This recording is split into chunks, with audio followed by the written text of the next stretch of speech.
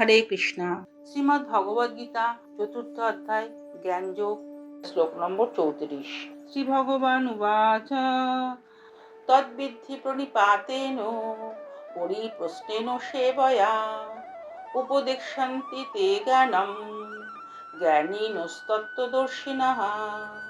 পরমেশ্বর ভগবান বললেন, সদ্গুরু শরণাগত হয়ে তত্ত্বজ্ঞান লাভ করার চেষ্টা করো, বিনম্র চিত্তে প্রশ্ন জিজ্ঞাসা করো এবং অকৃত্রিম সেবার দ্বারা তাকে সন্তুষ্ট করো। তাহলে সেই তত্ত্বদ্রষ্টা পুরুষেরা তোমাকে জ্ঞান উপদেশ দান করবেন।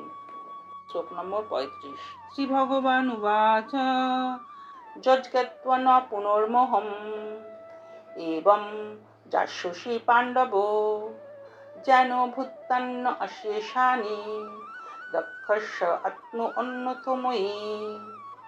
পরমেশ্বর ভগবান বললেন, হে পাণ্ডব, এভাবে তত্ত্বজ্ঞান লাভ করে তুমি আর মোহগ্রস্ত হবে না। কেননা এই জ্ঞানের দ্বারা তুমি দর্শন করবে যে সমস্ত জীবই আমার বিভিন্ন অংশ, অর্থাৎ তারা সকলেই আমার এবং তারা আমাতে অবস্থিত। শ্লোক নম্বর 34।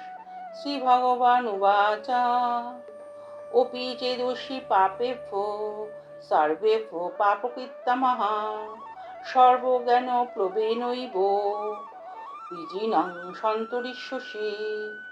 পরমেশ্বর ভগবান বললেন, তুমি যদি সমস্ত পাপীদের থেকেও পাপিষ্ঠ বলে গণ্য হয়ে থাকো, তা হলেও এই জ্ঞানরূপ তরণীতে আরোহণ করে তুমি দুঃখ সমুদ্র পার হতে পারবে। Thanks for watching. Please subscribe our channel. This is Lotus Feet. Hare Krishna.